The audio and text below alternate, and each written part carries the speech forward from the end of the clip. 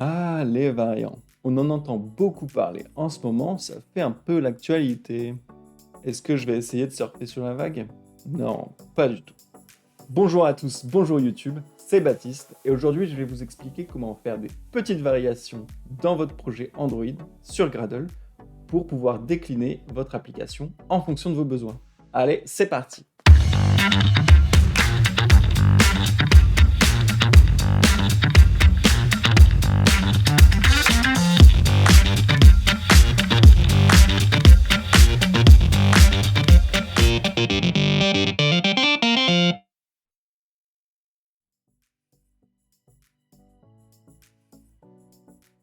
Alors la base, les builds variants, qu'est-ce que c'est? En fait, c'est le résultat dans Gradle de la combinaison des build types et des product flavors. Commençons par les build types. On se retrouve dans Android Studio et on va ouvrir le fichier Gradle de notre application. On va avoir ici dans la collab Android qu'on a déjà un build type release qui est défini. Celui-ci permet de spécifier à ProGuard les fichiers pour faire l'obfuscation du code. Par défaut, sur Android, il y a deux build types, le debug et le release. Le debug n'est pas forcément spécifié, mais il est quand même prévu par défaut. Et la spécificité dans Android Studio, c'est qu'on va avoir notre petit onglet juste ici qui s'appelle Build Variants. Et on va bien voir que on peut travailler soit en debug, soit en release. Et lorsqu'on modifie ici la valeur du build variant active, eh bien ça va modifier notre IDE pour qu'il donne les classes qui sont nécessaires, les classes et les ressources qui sont nécessaires pour builder l'application dans ce variant. Alors pourquoi deux build types, debug et release? Eh bien en debug, on va pouvoir par exemple afficher plus de traces, plus de logs, avoir parfois des panneaux d'informations pour l'équipe qui est en charge de tester ou pour nous pouvoir débugger plus facilement. Et en release, ça va être la version qui va aller par exemple en production sur le store ou qu'on va donner à un client final. Cette version-là, elle doit être la plus propre possible. On va devoir minifier le code, obfusquer le plus de code possible, c'est-à-dire simplifier le code pour qu'il ne soit pas lisible par un humain, signer l'application pour le mettre sur le store et retirer au maximum les informations sensibles au niveau de la sécurité de nos appels API par exemple ou de comment fonctionne l'application. Alors comment configure-t-on un build type? Eh bien on va aller dans Fichier et Project Structure. Ici on va retrouver la liste de nos modules et on voit sur le côté le petit build variant. Et là on a le build types et les flavors. Les flavors, on va y revenir après. Regardons déjà ce qu'il y a dans build types. Alors on ne l'avait pas spécifié dans notre code. Ici on a bien uniquement release, mais le projet comporte quand même un debug. Et on le revoit dans le build variant qui est actif. Et en dessous, on a une petite fenêtre avec toute une liste de configurations possibles, customisables pour ce build type. Donc par exemple, on va pouvoir en debug dire je voudrais que mon application ID ait un suffixe supplémentaire. Hop, point debug, et voilà. Ça va nous créer ici notre accolade avec le debug et le suffixe supplémentaire qui va être ajouté à l'application ID.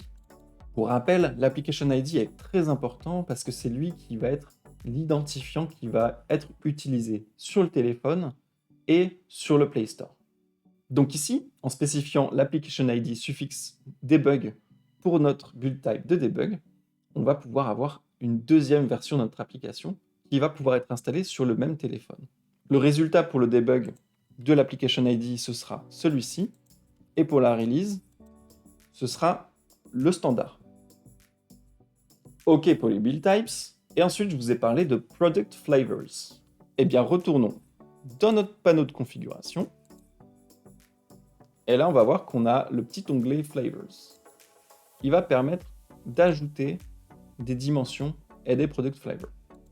Mais là aussi, à quoi ça peut bien servir? Eh bien à plusieurs choses. On peut par exemple imaginer que notre application est configurable pour pouvoir appeler un back-end de dev, un back-end de staging ou un back-end de production. donc avec des URL et des API, des clés d'API différentes. On peut aussi imaginer que notre application peut être déclinée pour avoir une version payante et une version gratuite. Une version avec plus de fonctionnalités ou un peu moins de fonctionnalités. Une version qui utilise certaines librairies ou une version qui utilise des librairies qui sont différentes. Des ressources, des configurations Firebase, on peut comme ça décliner à l'infini les possibilités. Bon, peut-être pas à l'infini, mais on peut avoir pas mal d'idées. Allez, je vous montre comment on rajoute des dimensions. Je vais le faire dans cette fenêtre-là, parce qu'elle est plutôt pratique, mais vous pouvez le faire directement dans le fichier build.gradle. Alors ici, je vais rajouter une dimension environnement et une version pricing. Et ensuite, je vais rajouter une flavor dev pour l'environnement. Et je sélectionne toujours environnement, je vais rajouter prod. Et pour le pricing, je vais rajouter free et paid. Voilà, c'est pas très compliqué. Je vais ensuite ajouter pour le dev un application suffix qui va être .dev. Et pour free, je vais rajouter .free. Là, j'applique. Gradle va me demander de synchroniser le projet parce qu'on a rajouté pas mal de choses. Donc là, il le fait automatiquement, mais sinon j'aurais pu cliquer sur Synchronize. Et on voit ici que ça nous a rajouté nos dimensions. Voilà, c'est synchronisé. Il a fait la combinaison entre les flavor dimensions et les build types. Donc là, le build variant actif, c'est dev free debug, mais on peut en sélectionner un autre, et il va mettre à jour l'IDE pour sélectionner correctement les ressources, les classes, les configurations. Et quand on va installer l'application, il va installer l'application dans le build variant qui est actif, sauf si on en spécifie un autre, avec une tâche Gradle. D'ailleurs, j'ai pas encore beaucoup parlé de Gradle, mais sur la droite, en général, on va retrouver l'onglet Gradle avec la liste de tâches qui sont disponibles. C'est pas exhaustif, mais il y en a déjà pas mal. Et on va retrouver, par exemple, quand on va dans le module App, on va retrouver des tâches pour faire l'assembly de la version de dev, de debug, de free, de paid, et on peut même faire de prod free, de prod paid. On va comme ça multiplier les combinaisons en fonction des flavors et des build types. Petite particularité aussi, on voit ici qu'on a pris en premier dev, et ensuite free, et ensuite debug. Le build type est toujours placé en dernier. Par contre, au niveau des flavor dimensions, c'est dans l'ordre dans lequel elles sont définies ici. Si par exemple je mets pricing et ensuite env et que je synchronise, ça change à la fois les variants qui sont disponibles et les tâches Gradle qui sont associées. C'est pas magique, c'est Gradle, c'est relativement bien fait. Bon, tout ça c'est bien beau dans la théorie, mais comment on s'en sert dans la pratique? On va regarder comment on fait ça, par exemple pour les couleurs du texte et peut-être même des classes. Allez, on regarde ça. On se retrouve dans Android Studio et on va aller chercher par exemple notre icône d'application. Pour l'instant, c'est celui par défaut, donc avec un fond vert, mais j'aimerais bien, par exemple, quand je suis sur l'environnement de dev, pouvoir avoir un fond, allez, disons, orange. Donc ce qu'on va faire ici, on va ouvrir la ressource et on va dire je veux que ce soit une couleur, la couleur de fond de mon icône. Hop. Il la trouve pas, il ne trouve pas la couleur dans notre fichier de couleurs. C'est normal, elle n'existe pas. Hop, on split, et ici, on affiche le code. Elle n'existe pas, donc on va lui demander de la créer. Simple, on la colle, pas de souci. Elle est bien là. Mais, je ne sais pas si vous avez vu, j'aurais pu faire un petit peu différemment. On va en recréer une, hop, ici, une 2 ou une dev, et on va dire, je voudrais que tu nous mettes cette couleur, mais dans le source set de dev. Et donc là, il va créer toute une arborescence de répertoire et de fichiers uniquement pour le product flavor de dev. Donc là, je vais dire OK. La couleur, on va dire orange. Allez, quel orange? Celui-là, c'est OK. On va juste le mettre dans le value, pas le night. Et la magie, si on va dans Values, on a deux fichiers de couleurs maintenant. Un qui est bien spécifié pour le variant de dev et un qui est générique. Et donc pour le dev, on a notre couleur avec l'autre nom de la ressource. On va le remplacer, le mettre comme l'ancien. Dans l'icône, on met l'ancien. Et là, si on affiche notre icône, ici, il l'a bien mis à jour avec orange. Et si je change pour passer en production, en prod, il va reprendre celui par défaut. Là, il me synchronise mon environnement de travail. Et il va prendre, s'il n'y en a pas un spécifié pour la prod, il va prendre celui qui est par défaut. Donc c'est vert. Et dans la pratique, comment ça marche? On va aller chercher nos fichiers. Ici, on l'ouvre dans l'explorateur. On a bien app src main res values. Et si on va dans src, on a maintenant aussi un répertoire dev avec les ressources, les values, et on peut comme ça spécifier à peu près toutes les ressources. Si par exemple je veux changer le nom de mon application quand on est en dev, je vais rajouter un fichier strings XML, je repasse en dev, hop là, ça a été super vite, et on a aussi deux fichiers strings. Donc je vais reprendre celui ici et rajouter une information juste pour dire, bah là c'est mon application, mais c'est pour la version de dev. C'est pas l'application qui est pour la production. Donc tous les variants qui seront pour la dev auront le nouveau nom et le nouvel icône.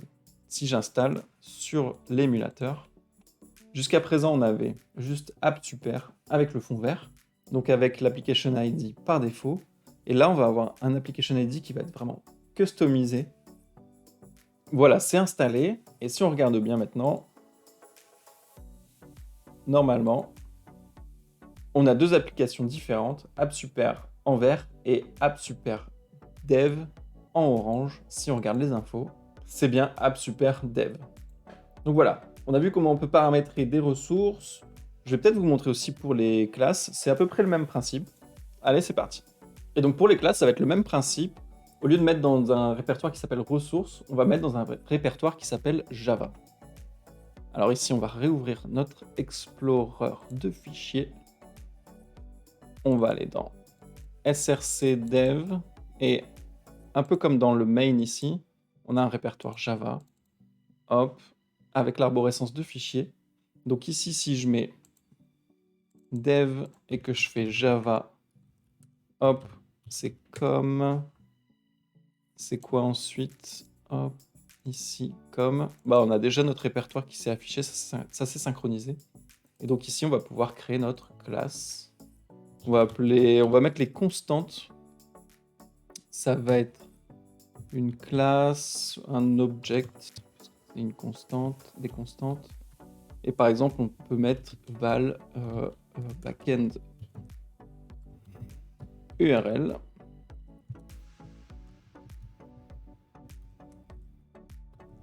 Hop là, simplement https api1.com. Donc ça, c'est pour la dev. On va peut-être le mettre dans le bon répertoire. Android, super. On le déplace. Voilà, là, il nous propose de le mettre à tel ou tel endroit. Donc soit dans le main, soit directement dans le dev. Hop là, nous, on veut que ce soit dans le dev. Donc là, on peut l'utiliser. Et si par exemple, on va aller dans l'UI ici, on va rajouter un petit log. Hop, ici, URL égale.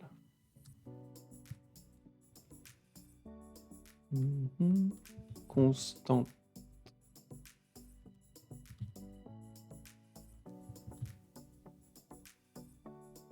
Backend URL. OK. Si je passe en prod, bah, ça va plus marcher parce qu'il va plus retrouver notre object constant. Il est dans le source set de dev, mais pas dans le source set de prod.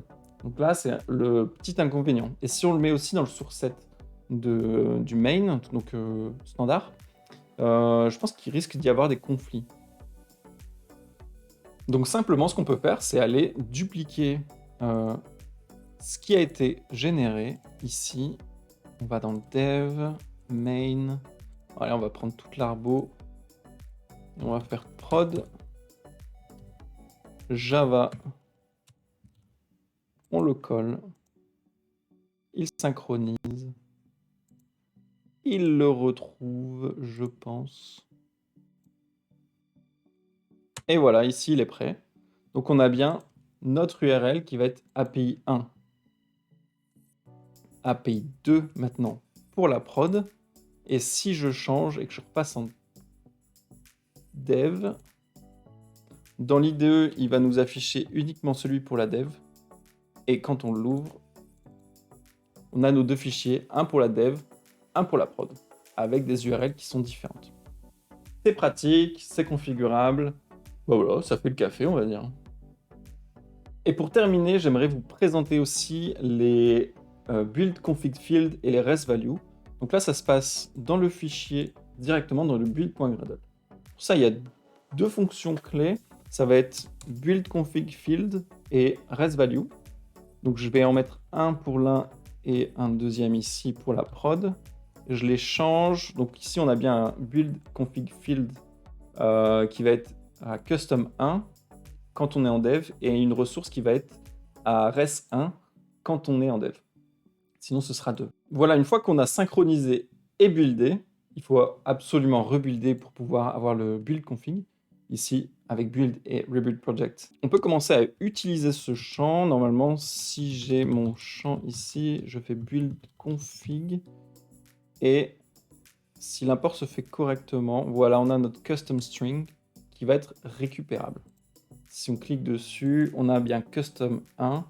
Donc c'est le build config, c'est une classe qui est générée automatiquement par Gradle quand on fait le build du project. Et pour les ressources, ça va être la même chose. Normalement, on fait je vous mets un contexte ici. Ressources, res.